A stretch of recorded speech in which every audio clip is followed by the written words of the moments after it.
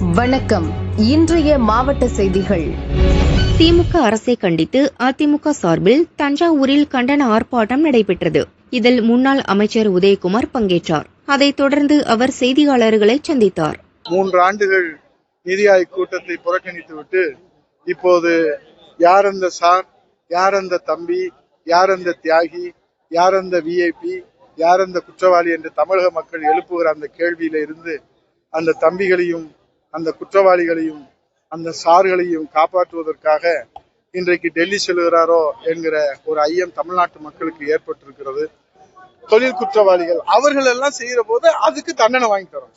ஆனா இப்போ திமுக கரவேசியை கட்டிக்கிட்டு கார்ல கொடியை கட்டிக்கிட்டு அண்ணா பல்கலைக்கழகத்துல அமைச்சரோட புகைப்படம் இருக்கு, முதலமைச்சரோட இருக்கு, துணை முதலமைச்சரோட இருக்குது, நிர்வாகிகளோட இருக்குது. அவர் எல்லா நிகழ்ச்சியிலும் கலந்துருக்காரு. அது ஆதாரத்தோடு சொல்லும்போது அவர் என்ன சொல்றாரு, அவர் கட்சி உறுப்பினர்ல அனுதாபி. இப்ப அனுதாபிக்கும் கட்சி உறுப்பினருக்கும் என்ன வித்தியாசம் நமக்கு தெரியல. அப்ப இதை நியாயப்படுத்துற போதுதான் இந்த குற்றங்கள் அதிகரிக்கும்.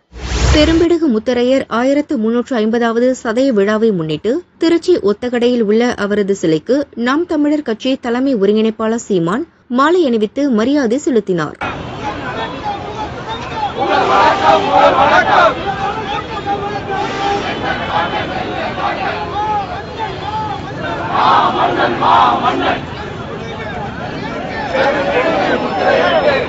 திமுகவுக்கு எது எதிர்கட்சி? கருத்தியலா கோட்பாட்டு அளவுல எது எதிர்கட்சி? ஏடிஎம்கே எதிர்கட்சியா? கட்சியில கொள்கை மாற்று என்ன? திமுக ஒரு கொள்கை வச்சிருக்குது.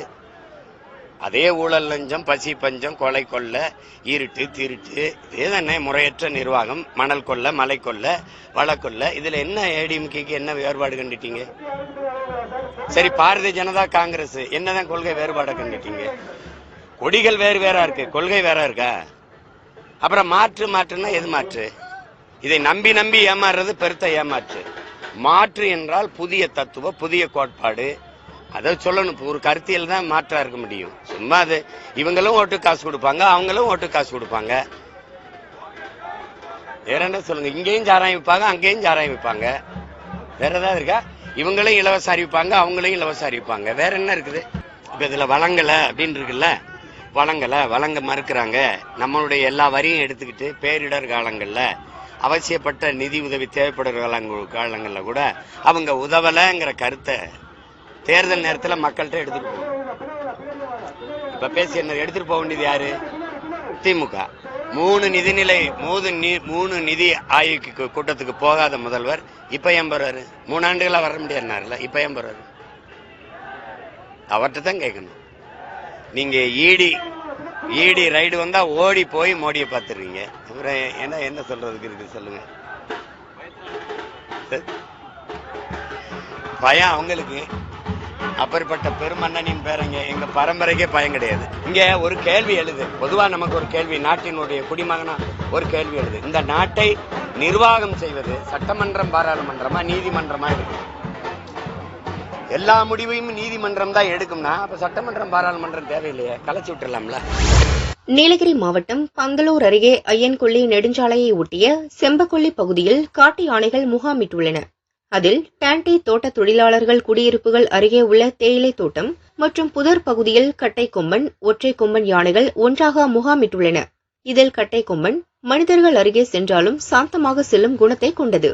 ஆனால் ஒற்றை கொம்பன் பார்ப்பதற்கு ஆக்ரோஷமாக காணப்படும் நிலையில் மனிதர்களை பார்த்தால் துரத்தும் குணம் கொண்டது.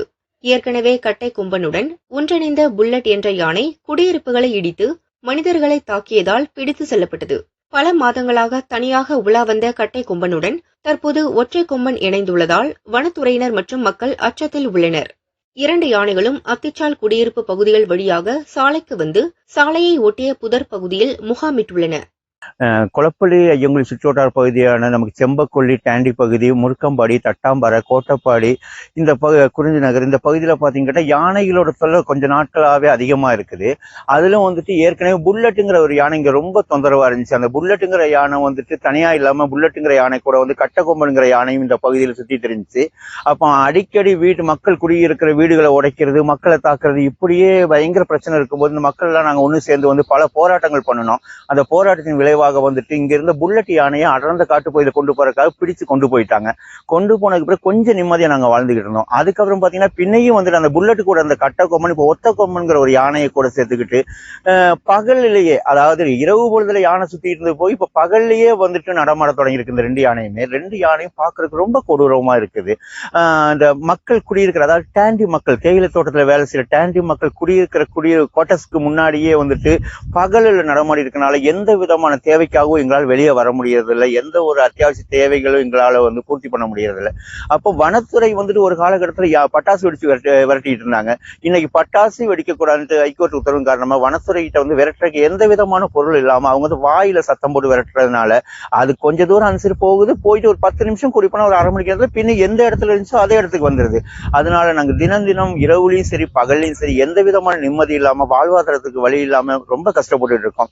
அதுக்காக வனத்துறை உடனடியா ஒரு உரிய நடவடிக்கை எடுத்து அவங்களோட சுப்பீரியர் ஆபீசர்லாம் ஒரு தகவலை சொல்லி இந்த யானையை புல்லட் யானை கொண்டு போன மாதிரி இந்த கட்டக்கொம்பனையும் கூட இருக்க ஒத்த கொம்பனையும் இந்த பகுதியிலிருந்து அப்புறப்படுத்தினா நாங்க கொஞ்சம் நிம்மதியா வாழ்வோங்கிறத இந்த ஊர் மக்கள் சார்பா இந்த இடத்துல பதிவு பண்ணிக்கிறேன்.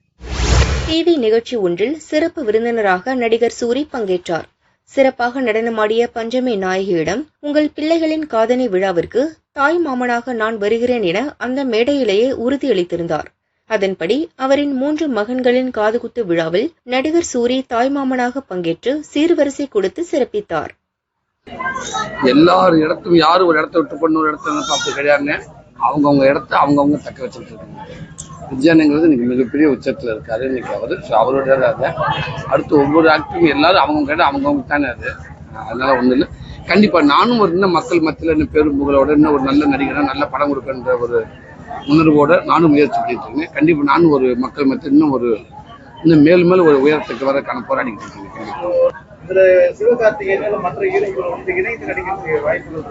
கண்டிப்பா நல்ல கதை அமைச்சா கண்டிப்பா பண்ணலாங்க. நடிகர்களுக்கு உதயநிதியும் அரசியல் வந்தாரு, விஜய் அரசியலுக்கு வந்தாரு. 2 பேரும் வெவ்வேறு கட்சியில இருந்தாலும் நீங்க யாருக்கு ஒரு ஆதரவா இருக்கீங்க? 2 பேத்துக்கும் ஆதரவு இருக்குங்க. திருப்பூர் முருகம்பாளையம் சூரிய கிருஷ்ணா நகரில் இமாலயா மெடிக்கல் உள்ளது. இதன் உரிமையாளர் கேரளாவைச் சேர்ந்த ஜோலி, வயது 65. +2 மட்டுமே படித்த இவர் மெடிக்கல் ஷாப் மற்றும் கிளினிக் நடத்தி வந்தார். இவரை நாடி வரும் நோயாளிகளுக்கு அலோபதி முறையில் ட்ரீட்மெண்ட் மற்றும் டேப்லெட் கொடுத்து வந்தார். இதுகுறித்து மாவட்ட மருத்துவத்துறை அதிகாரிகளுக்கு புகார் வந்தது.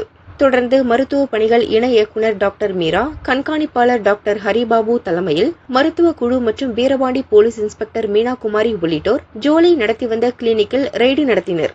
அங்கு படுக்கை வசதியுடன் கூடிய கிளினிக் நடத்தி வந்தது உறுதியானது. அதைத் தொடர்ந்து போலி டாக்டர் ஜோலி கைது செய்யப்பட்டார். மெடிக்கல் ஷாப் மற்றும் கிளினிக் சீல் வைக்கப்பட்டது.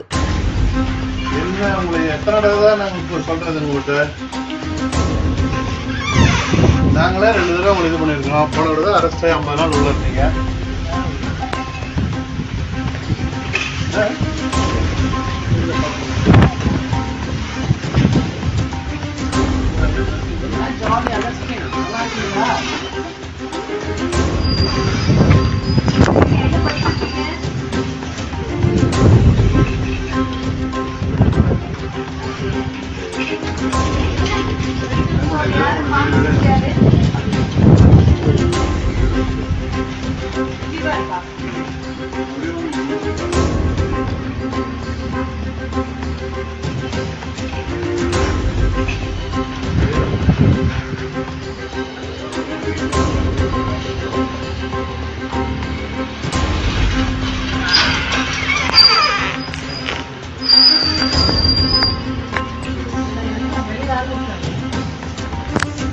சர்டிபிகேட் எல்லாம் கொடுங்க சார்.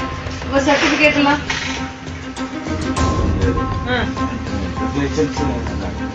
லைசன்ஸ் யாரு? இந்த ஃபார்மசிஸ்ட் காணமே. திருவண்ணாமலைக்கு இங்கேக்கு திருப்பூருக்கு என்ன சம்பந்தம்? இங்க இருக்க வேண்டிய ஆள் எதுக்கு நீங்க கடை திறந்து வச்சிருக்குது?